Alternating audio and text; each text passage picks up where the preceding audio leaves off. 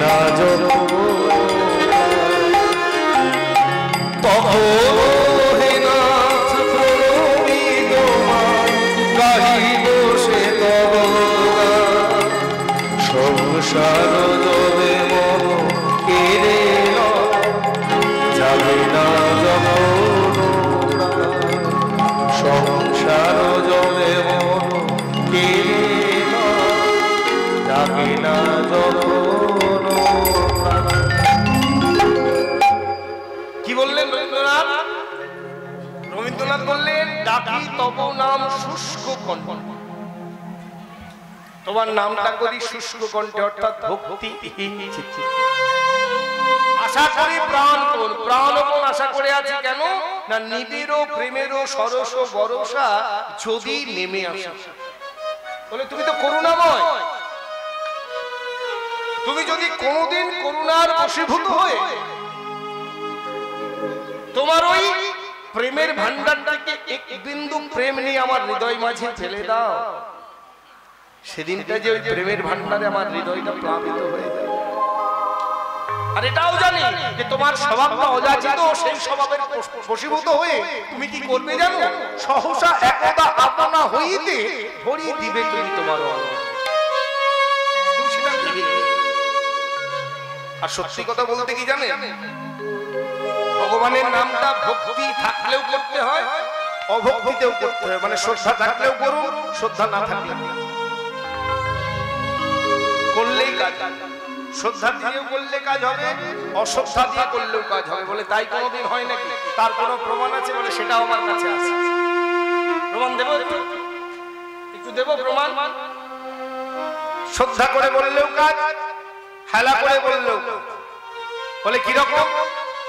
বলে দৃষ্টান্ত স্বরূপ দেখুন, আপনাদের গ্রামে চাষ আবাদ হয়, চাষ হয় বাবা।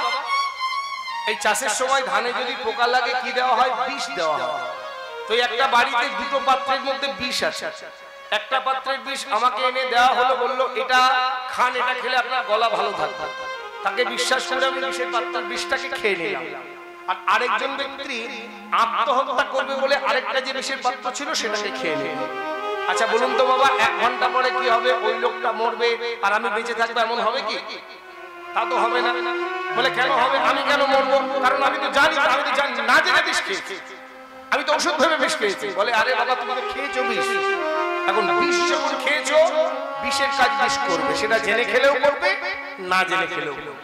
তাহলে বাবা বিষের কাজ যদি বিষ জেনে খেলেও করে, না জেনে খেলেও করে, তাহলে আমার কৃষ্ণ নামের কাজটা কৃষ্ণ নাম কেন করবে না? সেটা শ্রদ্ধা করেই হোক আর হেলা করেই হোক, নিতাই গৌর হরি হরি হোক, যেভাবে বলবেন শুধু বললেই কাজ। মহাপ্রভু সেই নাম ধর্মানন্দে বিভোর হয়ে অবস্থান করছেন কোথায়? প্রদীপ পাবন সরস্বতী গঙ্গার তীরে। আর এই গঙ্গার তীরে অবস্থান কালে করলেন কি? আজ হরি নামে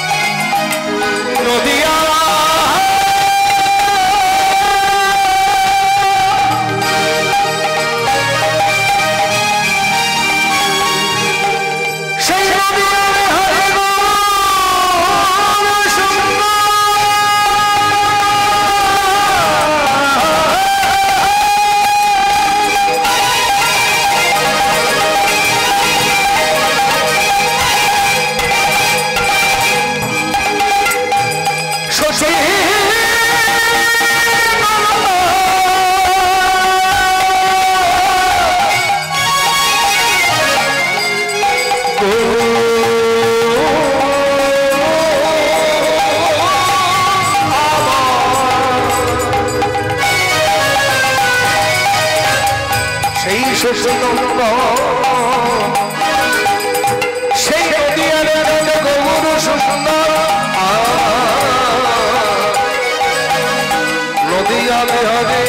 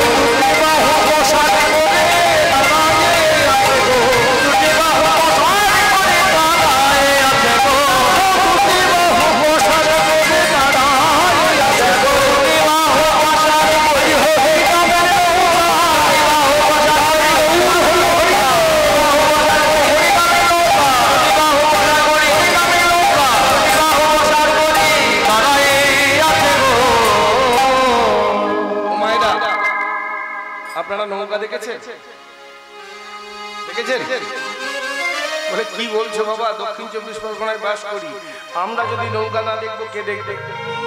আচ্ছা বলুন তো, নৌকা কি দিয়ে তৈরি হয়? কাঠ দিয়ে, কাঠের তৈরি নৌকা।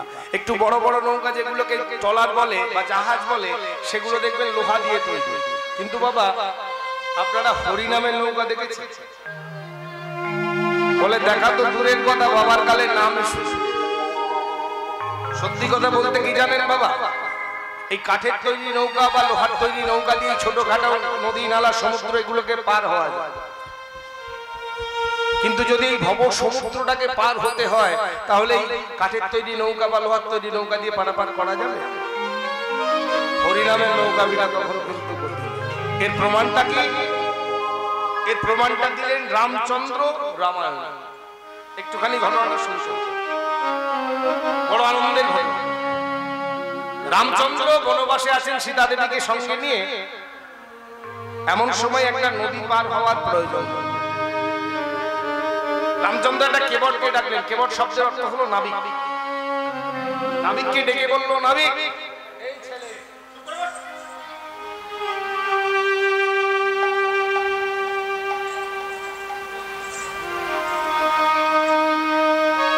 বকে দিয়েছে, ওর মা যদি এখানে থাকে আমার প্রতি রাগ হচ্ছে, আমার ছেলেকে বকলো, বকতেই হবে। কেন বলুন তো? ওরাই হলো ভবিষ্যৎ। ওদের যদি শিক্ষা এখন না দিই, ভবিষ্যৎটা ওদেরই খারাপ হবে, তাই তো? অধিকার আছে, বলতে পারি, বাচ্চাদের শিক্ষা দিতে হয়। এবার রামচন্দ্র ওই কেবটকে যেই ডেকেছে, কেবটকে ডেকে বলো, কেবট তুমি আমাকে একটু পার করে দাও তো। এখন রামচন্দ্রকে দেখেই কেবট দুটো হাত জোড় করে বলছে, অসম্ভব, আমি তোমায় পার করতে পারবো না। যেই বলে যে রামচন্দ্র বলছে তুমি এত লোককে পার করে দিচ্ছ আর আমার বেলায় তুমি পার করতে পারবে না, তার মানে বলছে মানে অন্য কিছু নয়, এর একটা কারণ আছে। বলে কারণটা কি? বলে কারণ হলো তোমার ওই চরণ। তোমার ওই চরণ দুটো একদিন একটা পাথরে ঠেকে গেল, পাথরটা মানুষ হয়ে গেল। হরি হরি। অহল্যা পাশানি ছিল, রামচন্দ্রের চরণ স্পর্শে মানবী হয়েছে। বলে তোমার ওই চরণটা একদিন একটা পাথরে ঠেকে গেল, পাথরটা মানুষ হয়ে গেল। আমার এই ভাঙা নৌকা, এটা দিয়ে আমার পেট চলে, আমার সংসার চলে। এখন তোমার ওই চরণ স্পর্শে আমার নৌকা যদি অন্য কিছু হয়ে যায়, আমি তখন কি করবো? হরি হরি বল।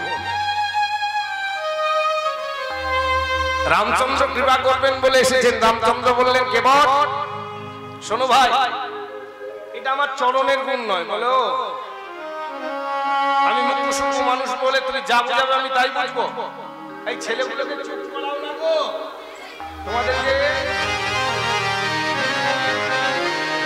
বলি বলো তো।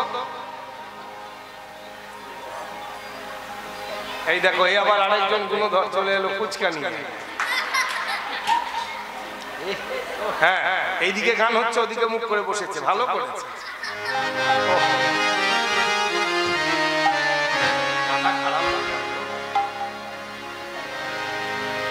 এবার কেবট বলছে, আমি মুখ্য সূক্ষ্ম মানুষ, তুমি যা বোঝাবে আমি তাই বুঝবো। তোমার চরণের গুণ নয় তো, এটা কিসের গুণ? বলে কেবট ভাই, এটা হলো আমার চরণ ধুলির গুণ। হরি হরি। তুমি এক কাজ করো, আমার চরণ দুটোকে ভালো করে ধুয়ে দাও। এই চরণ দুটো ধুয়ে দিলে চরণে আর ধুলো লেগে থাকবে না, আর চরণে যদি ধুলো না লেগে থাকে তোমার নৌকারও কোনো ক্ষতি হবে না। কেবট বলছে, হ্যাঁ এটা কিন্তু মন্দ কথা বলো। কেবট করলো কি, রামচন্দ্রের চরণ দুটোকে ভালো করে ধুয়ে দিয়েছে, চরণ দুটো ধৌত করে চরণামৃত পান করেছে। এবার রামচন্দ্রকে সীতা দেবীকে নৌকার মধ্যে বসিয়েছে। বসানোর পর গন্তব্যস্থলে পৌঁছে দিয়েছেন। এখন যেই মাত্র গন্তব্যস্থলে পৌঁছে দিয়েছেন, এবার হলো রামচন্দ্র মনে মনে চিন্তা করছেন, কেবট যে বললো এই নৌকাটা চালিয়ে তার সংসার চলে, পেট চলে, তো এতটা জলপথ যে ওর নৌকাতে এলাম, তো ওকে তো কিছু মজুরি দেওয়া দরকার। কিন্তু আমি কি মজুরি দেব? আমি তো সন্ন্যাসী রাম, আমার কাছে তো কিছু নেই। এই চিন্তা করে সীতা দেবীর দিকে যেই মাত্র তাকিয়েছেন, সীতা দেবী রামচন্দ্রের মনের ইচ্ছাটা বুঝতে পেরেছেন। সীতা দেবীর সাথে সাথে করেছেন কি জানেন? নিজের হাত থেকে একটা সোনার আংটি খুলে ওই কেবটের হাতে দিতে গেছে। যেই মাত্র দিতে গেছে, কেবট দুটো হাত জোড় করে বলে, প্রভু एक ही काम करने वाले दो आदमी आपस में लेन देन नहीं करते। नाई से ना नाई लेते, धोबी से ना धोबी लेते, देखे मजूरिया ये जाति को ना बिगाड़ी हो प्रभु। बोले प्रभु एक ही কাজ করে এমন দুটো লোক নিজেদের মধ্যে লেনদেন করে। একটা ধোবা আর একটা ধোবার কাপড় কেচে দিয়ে পয়সা নেয়, নাকি একটা নাবিক আর একটা নাবিককে পার করে দিয়ে পয়সা। রামচন্দ্রের মাথায় হাত পড়েছে, বলে তোর কাজ আর আমার কাজ এক কি করে হলো? হরি হরি।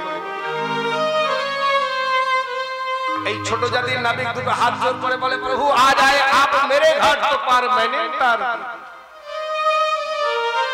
जब आऊंगा मैं तेरे घाटे पार मोहे उतारियो निदाई गौर। हरि हरि। प्रभु আজকে তুমি এসেছো আমার ঘাটে এই নদীটা পার হওয়ার জন্য, আমি তোমায় পার করে দেব। কিন্তু যেদিন আমি তোমার ঘাটে আসবো এই ভব সমুদ্র পার হওয়ার জন্য, হে রামচন্দ্র, সেদিন তুমি করুণা করে আমায় পার করে দিও, সেদিন আমায় কৃপা দৃষ্টি দিও। তাহলে হরিনামের নৌকা বিনা কি ভব সমুদ্র পার হওয়া যায়? আর সেই নৌকা সৃজন করে গৌর সুন্দর করেছে কি জানেন? আজ আমারও চৈতন্যে ঘাটে ঘাটে আদান খাওয়া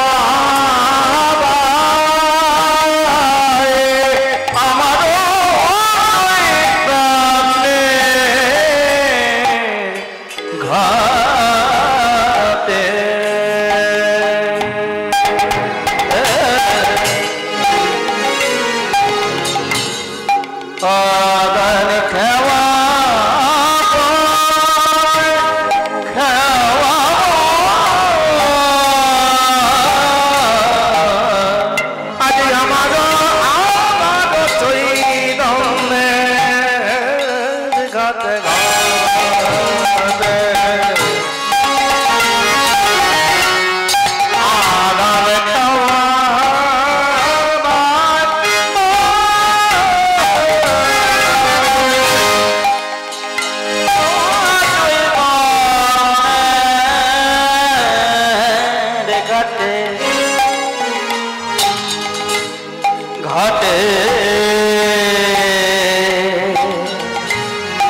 आदम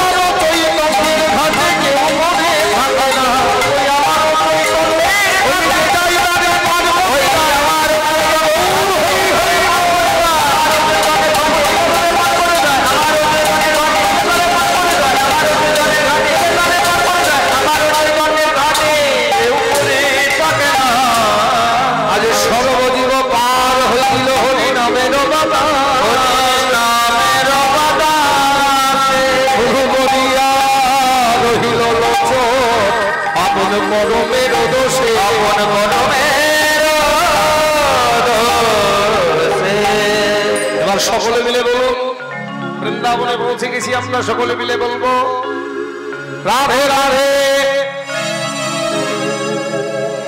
কাউরির মুখ থেকে আওয়াজ বেরোচ্ছে দু একজন ছাড়া সবাই মিলে বলবেন রাধে রাধে সবাই বললো না রাধে রাধে শ্যাম মিলাদে রাধে রাধে রাধে রাধে জপা করো কৃষ্ণ নাম রস পিয়া হরি হরি রাধে রাধে জপা করো কৃষ্ণ নাম রস পিয়া রাধে রাধে জপা করো কৃষ্ণ নাম রস পিয়া রাধে রাধে জপা করো কৃষ্ণ নাম রস পিয়া রাধে রাধে জপা কৃষ্ণ নাম রস পিয়া রাধে রাধে জপা কৃষ্ণ নাম রস পিয়া গাইবো নাকি এটা গাইবো না গাইবো তাহলে সবাই যে হাত দিয়ে বসে আছে সবাই বল আমার ভালো লাগছে সবাইকে বলতে হবে সবাই মিলে হাতে তালি দিয়ে রাধে রাধে জপা কৃষ্ণ নাম রস পিয়া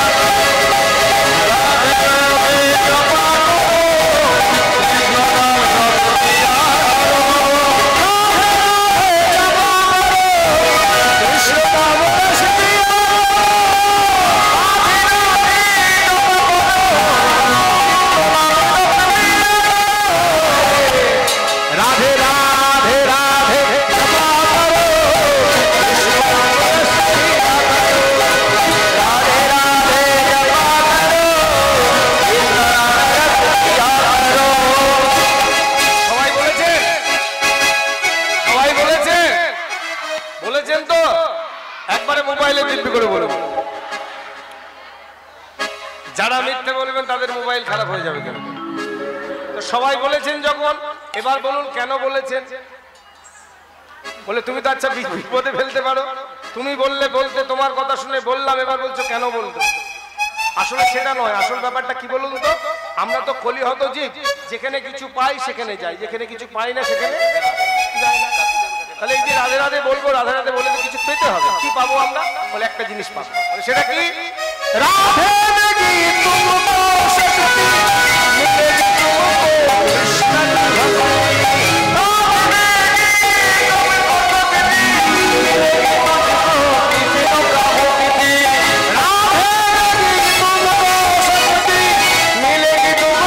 কৃষ্ণ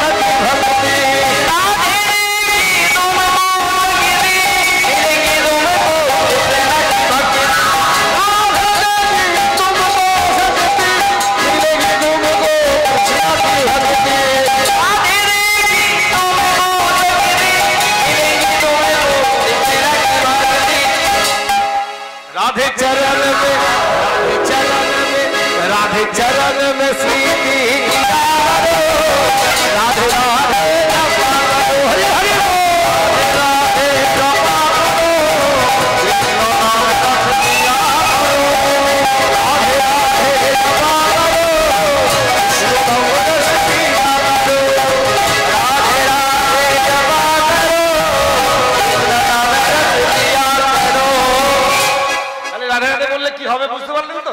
राधे देगी तुझको शक्ति मिलेगी तुझको कृष्ण की भक्ति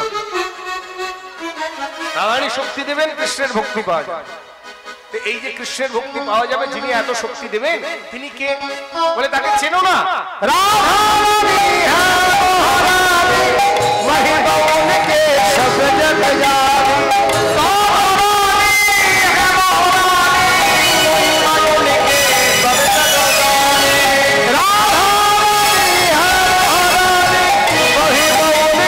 सब जग जानी राधारानी है महारानी वही मायोनी की सब जग जानी राधे कृपा दृष्टि बरसाया करो राधे राधे हरि हरि राधे कृपा राधे राधे जपा करो विष्णु का बरस दिया करो राधे राधे जपा करो कृष्ण नाम रख दिया करो राधे जपा करो विष्णु का बरस दिया करो राधे राधे जपा करो कृष्ण नाम रख दिया करो সবাই বলেছেন এবার আমরা একা একা বলবো না আপনাদের নিয়ে বলবো সবাই মিলে বলবেন কি বলবেন না প্রথমে একসাথে তালি দেব তারপরে দুটো হাত জোরে তালি দিলাম এবার আমি যা বলবো তারপরে পরে বলবো রাধে রাধে কি বলবো সবার মুখস্থ হয়েছে এবার একসাথে তালি দিন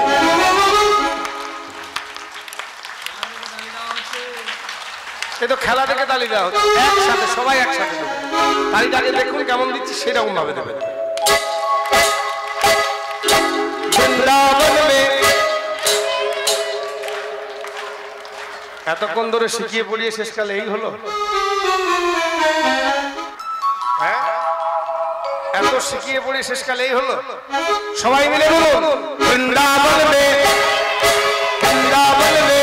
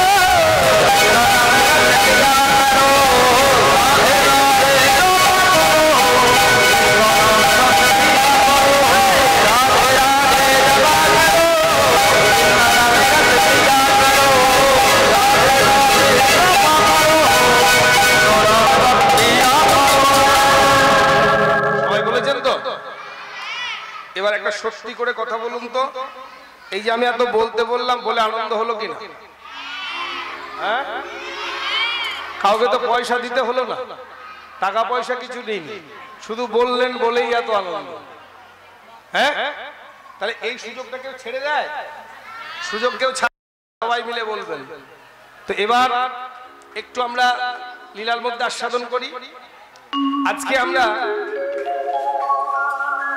বৈষ্ণব অপরাধ এবং প্রসাদের মাহাত্ম্য আমরা জানব। বৈষ্ণব অপরাধ এবং প্রসাদের মাহাত্ম্য। বৈষ্ণব অপরাধটা এমন একটা জিনিস, আস্তে আস্তে ও মায়েরা,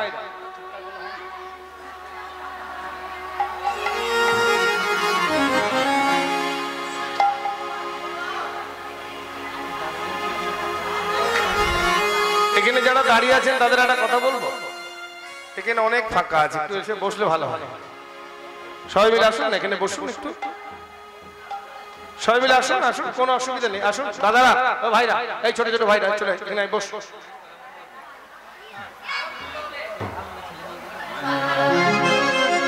এই ভিতরে চলে আসুন দিদিরা, চলে আসুন, চলে আসুন, ভিতরে চলে আসুন, জায়গা আছে অনেক, তো জায়গা আছে, আসুন বসুন। ওই রাস্তার মধ্যে দাঁড়িয়ে থাকলে জটলা হবে, এটা নিয়ম, সবাই বসে যান। দেখুন অনেক জায়গা আছে, প্রচুর জায়গা, তো আপনাদের এখানে তো অনেক জায়গা, এই যত লোক বসে আছে আর এত লোক বসে যাবে, এত জায়গা আছে এখানে। আস্তে আস্তে এদিকে অনেক জায়গা আছে, বসো, তোমরা সবাই বসো, চুপ করে বসো।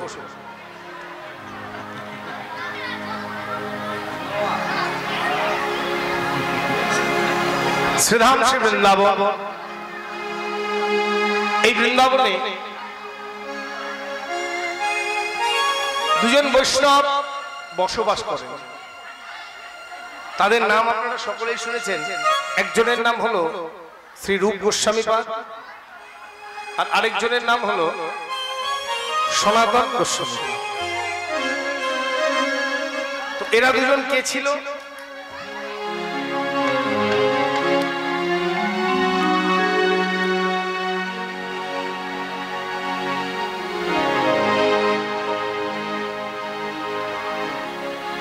এবার একটু চুপ হয়েছে, সব হয়েছে, এবার বলিয়ে, এবার বললে আর কেউ বলবেন না তো? আমি বলি তাহলে আপনারা কেউ বলুন, চুপ। তো রূপ গোস্বামী আর সনাতন গোস্বামী তারা ছিলেন কে? তারা ছিলেন অমর বন্দ্যোপাধ্যায় এবং সন্তোষ বন্দ্যোপাধ্যায় বলে দুই ভাই। অমর বন্দ্যোপাধ্যায় বড় ভাই, সন্তোষ বন্দ্যোপাধ্যায় হলো ছোট ভাই। এই অমর বন্দ্যোপাধ্যায়, সন্তোষ বন্দ্যোপাধ্যায় এত তীক্ষ্ণ বুদ্ধি ধরতেন যে সেই সময় মুসলমান সম্রাট হোসেন শাহ আমলে তারা দুজন ছিলেন দুটি মন্ত্রী। কি করে হলেন না, এর পিছনে একটা কারণ আছে।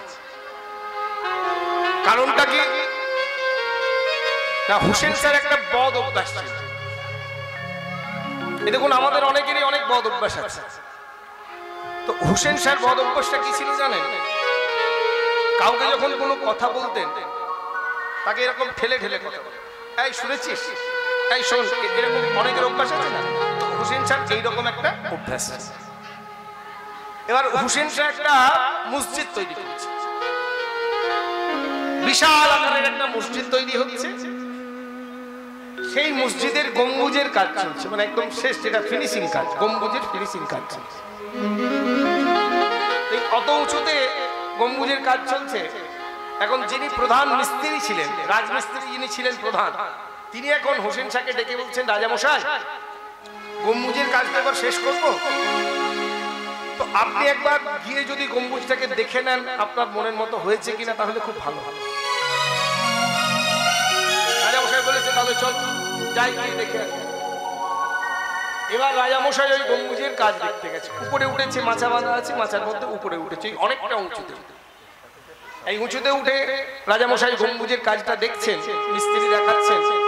দেখতে দেখতে রাজামশাই হঠাৎ ওই মিস্ত্রিকে এরকম করে ঠেলে বলছে, শুনছো, এই জায়গাটা এরকম করলে ভালো হতো। এই যে ঠেলাটা দিয়েছে, এই ঠেলার সাথে সাথে ওই মিস্ত্রি হলো কি জানেন, ওই গম্বুজের মাচা থেকে নিচে আছাড় খেয়ে পড়লো। কি হলো? যত উঁচু থেকে বললে কি হবে? হরিবল হয়ে গেল। এই যে হরিবল হয়ে গেল, হরিবল হওয়ার সাথে সাথে রাজার গম্বুজের কাজটা বন্ধ হয়ে গেল। এবার রাজামশাইয়ের মনের এত ইচ্ছা যে গম্বুজটা যাতে তাড়াতাড়ি সম্পূর্ণ হয়, কিন্তু মিস্ত্রিকে মেরে ফেলেছে। কি হবে এখন? উপায় নেই। রাজামশাই উপরের মাচার থেকে নেমে এসেছে, নেমে এসে দরবারে ঢুকছে। দরবারে একজন পেয়াদা ছিলেন যার নাম হলো শৃঙ্গা। ওই দরবারে রাজামশাই ব্যস্ত হয়ে ঢুকতে ঢুকতে ওই শৃঙ্গার সঙ্গে দেখা হয়েছে। শৃঙ্গাকে বলেছে তুই মোর গাজা, এই বলে দিয়ে দরবারে ঢুকে গেল। আর রাজা হোসেন শাহর একটা নিয়ম কি ছিল জানেন বাবা? রাজা হোসেন শাহ যে কোনো কথা একবার বলতেন, দ্বিতীয়বার তিনি বলতেন না। ওই একবারে যদি বুঝতে পারলে তো ভালো, না হলে দ্বিতীয়বার যদি জিজ্ঞাসা করতে তাহলে তোমার গর্দান যেত। এটা ছিল হোসেন শাহর নিয়ম। এই সিংহাকে বলে দিয়েছে তুই মোর গাজা। সিংহা এখন শুনেছে মোর গাজা, কোনো অসুবিধা নেই। রাজা বলেছে, ও মোর গা চলে গেছে। রাজামশাই দরবারে ঢুকে যাওয়ার পরে মনে মনে চিন্তা করছেন, আমি তো সিংহাকে বললাম মোর গাজা, কিন্তু মোর গ্রাম কি জন্য যেতে বললাম? এটা তো সিংহাকে বলি। আমি যে মোরগ্রাম পাঠালাম, কিন্তু কেন পাঠালাম, মোরগ্রাম কেন যাবে সেটা তো আমি সিংহাকে বলিনি। সিংহা তো চলে গেল। রাজামশাই এই চিন্তা করছে। এবার সিংহা রাজামশাই আদেশ পেয়েছে মোরগা যেতে, মোরগা গেছে। এই মোরগ্রাম আপনারা শুনবেন, হয়তো জানবেন, মোরগ্রাম হচ্ছে মুর্শিদাবাদ জেলা মোরগ্রাম। ওই মোরগ্রাম হলো এমন একটা জায়গা যেখানে ভারতবর্ষের সব থেকে ভালো ভালো রাজমিস্ত্রির তৎকালীন সময়ে ওই মোরগ্রামে বসবাস করতেন। বোঝা গেল? এবার সেই উদ্দেশ্য নিয়ে মোরগ্রামে পাঠিয়ে দিয়েছে। এবার মোরগ্রামে ওই শৃঙ্গা গিয়ে করছে কি, একবার এদিকে যায়, গ্রামের এদিকে যায়, একবার ওদিকে যায়। কেন আসতে বলেছে সেটা তো জানে না। মোরগ্রামে ঘুরে বেড়াচ্ছে। এই মোরগ্রামে তখন দুজন ভাই, ওই অমর আর সন্তোষ, তারা দুজন এখন লক্ষ্য করেছে ওই ব্যক্তি খালি এদিক যাচ্ছে আর ওদিক যাচ্ছে। এখন তাকে ডেকে গিয়ে, ভাই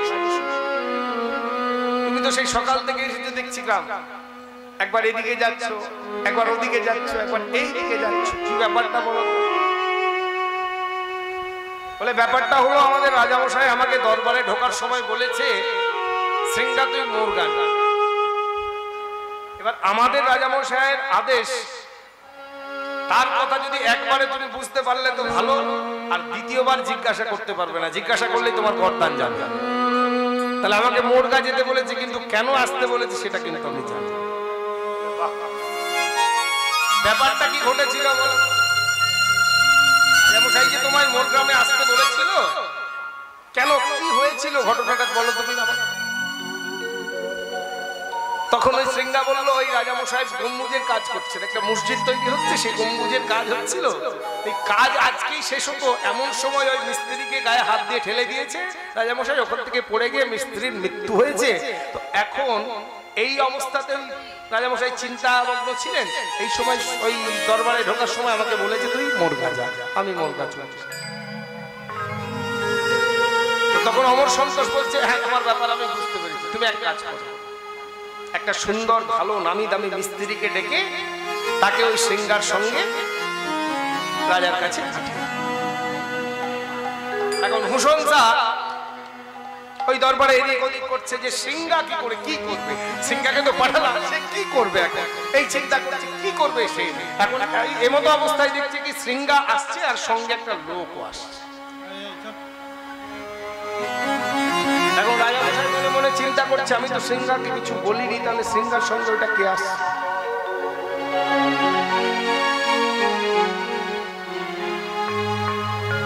এবার শৃঙ্গা যে দরবারে ঢুকেছে, রাজামশাই বলছে, শৃঙ্গা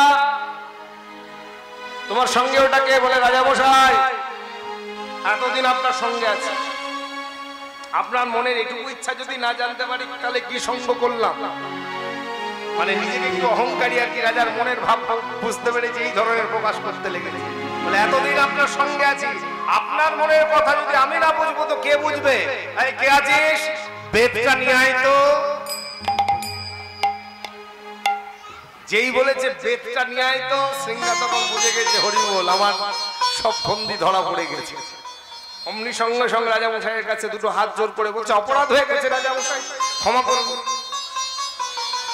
বলে কে তোমাকে এই লোকটাকে দিয়েছে এবং কি জন্য দিয়েছে বলো। বলে এই লোকটা হলো একটা রাজমিস্ত্রি। বলে তোমার সঙ্গে রাজমিস্ত্রি কে দিল? বলে ওই মোর গ্রামে গেছিলাম, মোর গ্রামে দুটি ভাই ছিল, একজনের নাম অমর, একজন সন্তোষ। তো আমি গিয়ে তো এদিক ওদিক ঘুরে বেড়াচ্ছিলাম গোটা গ্রামে। তখন ঘুরে বেড়ানোর সময় আমাকে লক্ষ্য করে তারা ডাকে বলে, তুমি এত ঘুরে বেড়াচ্ছ, কি হয়েছে বলো তো? আমি সমস্ত বৃত্তান্ত বলার পরে সে আমাকে এই রাজমিস্ত্রিটা দিয়ে দরবারে পাঠিয়ে দিয়েছে। বলে কি বললে? এত বুদ্ধি, এত তীক্ষ্ণ দৃষ্টিকোণতা, আমার এখানকার অবস্থা শুনে আমার কি প্রয়োজন সে ওখান থেকে বুঝে গেল। যাও যাও তাদের ধরে নিয়ে এসো, তাদেরকে নিমন্ত্রণ করে নিয়ে এসো। বলো রাজ দরবারে তোমাদেরকে আহ্বান করেছে মহারাজ। ওই অমর সন্তোষ দুই ভাইকে ডেকে নিয়ে এলো দরবার। তৎকালীন মুসলমান সাম্রাজ্যের দুজন মন্ত্রী হলেন তারা, একজনের নাম হলো দবির খাঁ আর একজনের নাম হলো সাগর মল্লিক। শুধু বুদ্ধির জন্য, তীক্ষ্ণ বুদ্ধির জন্য তারা যখন গৌর সুন্দরের কৃপা পেলেন, সেই কৃপা পাওয়ার পর তাদের দুজনের নাম হলো, এই যে রূপ গোস্বামী এবং সনাতন গোস্বামী। আমরা প্রথমেই রূপ গোস্বামীর নামটা নিই কেন বলুন তো? কারণ রূপ গোস্বামী সনাতন গোস্বামীর থেকে বয়সে ছোট ছিলেন। তথাপি আমরা রূপ গোস্বামীর নামটা আগে নিই, পরে সনাতন গোস্বামীর নাম। কেন? না, ভজন রাজ্যে প্রথম প্রবেশ করেছিলেন রূপ গোস্বামী, তারপরে সনাতন গোস্বামী এসেছিলেন। তাই সনাতন গোস্বামীর থেকে ভজন রাজ্যে রূপ গোস্বামীর বয়সটা বেশি, তাই আমরা প্রথমেই রূপ গোস্বামীর নাম। এই রূপ গোস্বামী সনাতন গোস্বামী বৃন্দাবনে ওই যমুনার তীরে পর্ণকুঠিরে বসবাস করেন, নিত্য নাম করেন। হরি নাম ছাড়া তো তাদের গতি নেই, প্রত্যেকদিন নাম করে। কেমন করে? হরে কৃষ্ণ হরে কৃষ্ণ কৃষ্ণ কৃষ্ণ হরে হরে, হরে রাম রাম রাম হরে হরে, হরে হরে কৃষ্ণ কৃষ্ণ কৃষ্ণ হরে হরে, রাম হরে রাম রাম হরে হরে, হরে কৃষ্ণ হরে কৃষ্ণ কৃষ্ণ কৃষ্ণ হরে হরে, হরে রাম রাম রাম হরে হরে, হরে কৃষ্ণ হরে কৃষ্ণ কৃষ্ণ হরে হরে, হরে রাম রাম হরে হরে, কৃষ্ণ হরে কৃষ্ণ কৃষ্ণ কৃষ্ণ হরে হরে, হরে রাম রাম রাম হরে হরে, হরে কৃষ্ণ হরে কৃষ্ণ কৃষ্ণ হরে হরে, হরে রাম রাম রাম হরে হরে, কৃষ্ণ হরে কৃষ্ণ কৃষ্ণ কৃষ্ণ হরে হরে, হরে রাম রাম হরে হরে। এই নাম এবার একদিন বৃন্দাবনে বাস করেন একজন খঞ্জ বাবাজি। খঞ্জ বাবাজির নাম শুনেছেন আপনারা সকলে? নিশ্চয়ই শুনবেন। খঞ্জ বাবাজি কি না, আমরা সাধারণ মানুষ যাকে বলি বিকলাঙ্গ, অঙ্গগুলো বাঁকা হয় না, অনেকের দেখবেন বাচ্চা বয়স থেকে পোলিও হয়ে যায়, তার জন্য অঙ্গ প্রত্যঙ্গ বাঁকা হয়। তো এইরকমই একজন বাবাজি ছিলেন যার নাম হলো খঞ্জ বাবাজি, তার সর্বাঙ্গ বাঁকা ছিল। তো এই বাঁকা খঞ্জ বাবাজি বৃন্দাবনে যখনই রাস্তায় বের হতেন, সকলে দেখে তাকে উপহাস করতেন, হাসাহাসি করতেন। এই খঞ্জ বাবাজিকে দেখে কেউ হাসছেন, কেউ উপহাস করছেন, তো খঞ্জ বাবাজির মনে মনে বড় কষ্ট। আমার এইরকম অবস্থা আমি তো নিজে করিনি, ভগবান আমাকে এইরকম দেহ দিয়ে পাঠিয়েছে, আমার এই দেহকে দেখে সবাই উপহাস করছে। হ্যাঁ গো, তোমাদের কথাবার্তা কি বন্ধ হবে না আজকে?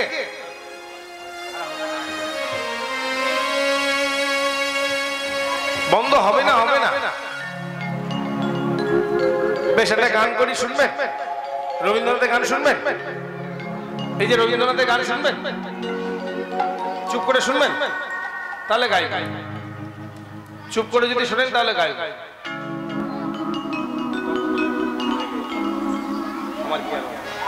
সবাই মিলে যদি শোনেন তাহলে গাই।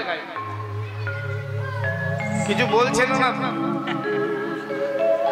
শুনবেন রবীন্দ্রনাথের গান, খুব সুন্দর একটা গান মনে পড়ে। আমার হিয়ার মাঝে লুকিয়েছিলে,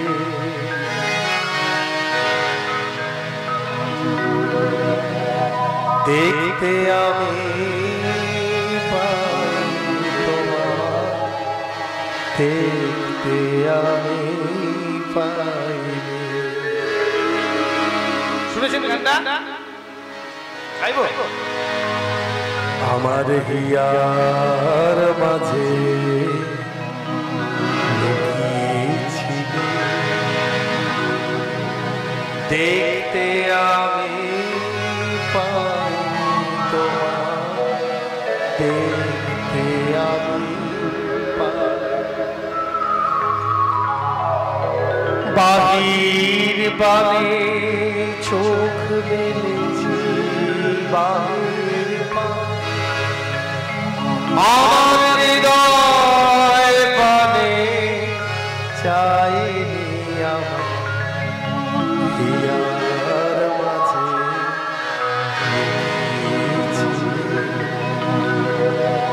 দেখতে আমি পাই তোমার, দেখতে আমি পাই। ভগবানকে আমরা বাইরে বাইরে তীর্থধামে মন্দিরে খুঁজতে যাই, ভগবান কি মন্দিরে থাকে?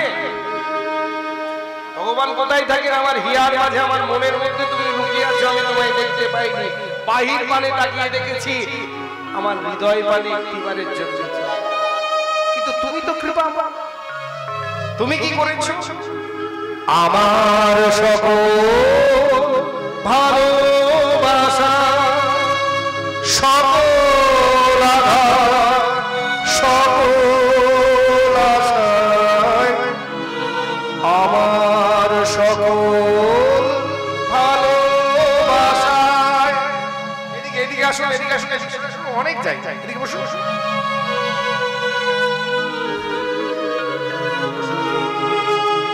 আমার সকল ভালোবাসা, সকল আঘাত, সকল আশায় তুমি ছিলে আমার কাছে, তুমি ছিলে।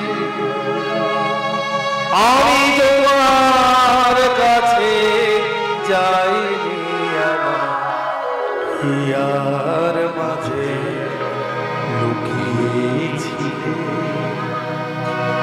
দেখতে আমি পাইনি তোমার, দেখতে আমি পাইনি। আমার সকল ভালোবাসা, সকল আঘাত, সকল আশায় তুমি ছিলে আমার পাশে, কিন্তু আমি তোমার কাছে যাইনি, আমি অন্যজনের কাছে। আমার স্বভাবটা তো এই, যে আমায় ভালোবাসে আমি তার কাছে যাই না, যে ভালোবাসে না, উপহাস করে, অবজ্ঞা করে, আমি তার কাছে। তুমি আর কি করেছো জানো? আমার খুব সুন্দর কথা বললেন, অপূর্ব কথা, শেষের কথা। তুমি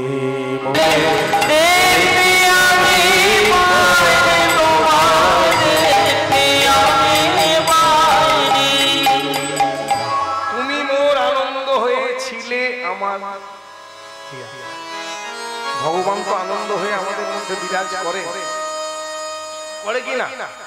এখন ভগবানের কথা বলতে গেলে ভগবান খায় না, মাথায় যায়। হ্যাঁ, সত্যি কথা, ভগবান সবাই বলে না, এখন যদি ভগবানের কথা বলি, ভগবানের কথা বলতে গেলে কি বলবে জানেন? এই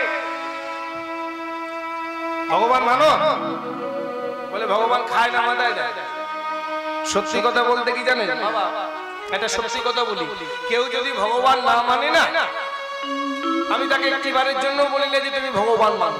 কেন না, তোমার ব্যক্তিগত ব্যাপার, তুমি মানতেও পারো আবার নাও মানতে পারো। কিন্তু কেউ যদি বলে ভগবান নেই, এই জায়গায় কিন্তু আমার একটু আপত্তি আছে। কেন না, আমরা যারা ভগবান মানি বা বিশ্বাস করি, এই বিশ্বাসে আঘাত করার ক্ষমতা কিন্তু কাউরে নেই। তোমার মানার ইচ্ছা হলে তুমি মানো, না মানার ইচ্ছা হলে না মানো, কিন্তু আমরা যারা মানি তোমার বিশ্বাসে আঘাত করার ক্ষমতা। এটা হলো পরিষ্কার কথা। তো এই রকমই একজন ব্যক্তি আমায় এসে বলল,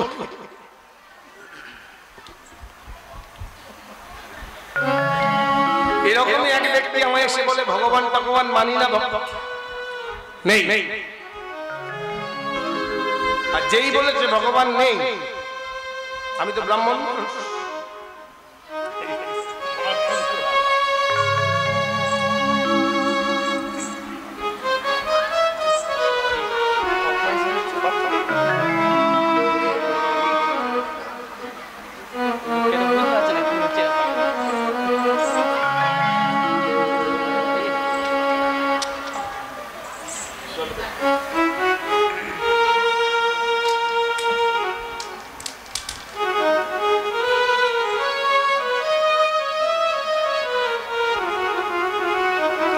এইরকম একটা মানুষ এসে আমায় বলেছে ভগবান ভগবান মানি না, ভগবান নেই।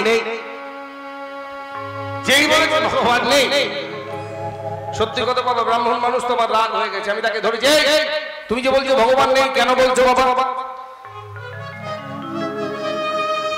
বলে কারণ কি জানো, যাকে দেখি না তাকে কি করে বিশ্বাস করবো? হরি হরি বল, তুমি আমায় ভগবান দেখাতে পারবে? সত্যি কথা, এই যে এতজন বসে আছেন, আপনারা কেউ ভগবান দেখেছেন? ভগবান কেমন দেখতে হয় বলতে পারবেন? ভগবান ফর্সা না কালো, ভগবান লম্বা না বেটে, ভগবান পাতলা না মোটা, কেমন হয় ভগবান দেখেছেন? কেউ দেখাতে পারবেন ভগবান কেমন? কেউ দেখাতে পারবেন আমাকে? বলে ভগবান দেখানো যায় না তো, ভগবান হলো রসগোল্লার মতো। কেমন রসগোল্লা? বলে কিরকম? দৃষ্টান্তটা ঠিক বোঝা গেল না। আপনারা কেউ রসগোল্লা খেয়েছেন? যারা খেয়েছেন একটু হাত তুলুন তো দেখি, যারা রসগোল্লা খেয়েছেন। আপনারা কেউ রসগোল্লা খাননি? হে ভগবান, কেউ রসগোল্লা খাননি? এই তো সবাই খেয়েছে। এই যারা রসগোল্লা খেয়েছেন, এবার আমার কথার উত্তর দিন তো, রসগোল্লা কেমন খেতে বলতে পারবেন? হ্যাঁ, রসগোল্লা কেমন খেতে বলে? মিষ্টি। আমি বলবো চিনিও তো মিষ্টি, গুড়ও মিষ্টি, ল্যাংচাও মিষ্টি, কদমাও মিষ্টি, বাতাসাও মিষ্টি, নকুলদানাও মিষ্টি। তাহলে রসগোল্লা কেমন মিষ্টি এটা প্রকাশ করা সম্ভব নয়। কেন? এটা হলো অনুভবের বিষয়বস্তু, এটা অনুভব করতে হয়। এবার কাউকে যদি বোঝাতে হয় রসগোল্লা কেমন, তাহলে একটা রসগোল্লা নিয়ে তার মুখের মধ্যে ভরে দিন, সে বুঝে যাবে রসগোল্লা কেমন। সে কি প্রকাশ করতে পারবে? প্রকাশ করতে পারবে না। ঠিক সেই রকমই ভগবান হলো সেই জিনিস, তাকে অনুভব করতে হয়, তাকে বলে বোঝানো যায় না, তাকে দেখানো যায় না। তো সেই ব্যক্তি বলে যাকে দেখি না তাকে কি করে বিশ্বাস করবো? আমি তাকে প্রথম প্রশ্ন করলাম, হ্যাঁ ভাই, এমন অনেক জিনিস আছে যেগুলোকে তুমি না দেখেও বিশ্বাস করো। বলে কি আছে বলো? বলে কি আছে বলো? বলে আমি তোমাকে জিজ্ঞাসা করছি, প্রথম কথা তুমি কোনোদিন রাশিয়াতে গেছো, ইউক্রেনে গেছো? বলে না। বলে তাহলে রাশিয়া আর ইউক্রেন বলে দুটো দেশ আছে যাদের মধ্যে যুদ্ধ চলছে, তুমি তো সেই দুষ্ট দেশ দুটোকে তো মানো না। বলে কেন? বলে তুমি তো চোখে দেখো। সে তো বিজ্ঞানের যুগের ছেলে, সঙ্গে সঙ্গে উত্তর তার কাছে প্রস্তুত। সে বললো কি টেলিভিশনের পর্দায়, দূরদর্শনের পর্দায় লাইভ দেখেছি, তার মানে আছে। আমি বললাম বেশ বাবা, ঠিক আছে। এরপরে যে জায়গাটায় কথা বললাম, সকলের কাছে ক্ষমা ভিক্ষা করছি, যে কথাটা বলবো বড় সত্য কথা, কিন্তু শুনতে বড় খারাপ। এই যে আমরা এতজন এখানে বসে আছি, কিবা পুরুষ, কিবা নারী, কিবা ছেলে, কিবা মেয়ে, কি ছোট কি বড়, কেউ আমরা বুকে হাত দিয়ে বলতে পারি না আমাদের পিতাকে আমরা চিনি। মাফ করবেন আমার দুষ্টতা, আমার মা যাকে চিনিয়ে দিয়েছে তাকেই আমরা বাবা বলে মেনে নিয়েছি। বাস্তব সত্য কিনা? বাস্তব সত্য কিনা? আমার মা যাকে চিনিয়ে দিয়েছে তাকেই বলে আমরা চিনে নিয়েছি। তখন সেই ব্যক্তি কি বলে জানে? সেই ব্যক্তি বলল বিজ্ঞানের যুগের ছেলে তো, সে উত্তর দিয়ে দিল, বলে জিন টেস্ট করলেই বেরিয়ে যাবে কে কার বাবা। হরি হরি বল। আমি তাকে জিজ্ঞাসা করলাম, হ্যাঁ ভাই, তুমি যখন প্রথম 1 বছর বয়সে বাবা শব্দটা প্রথমবারের মতো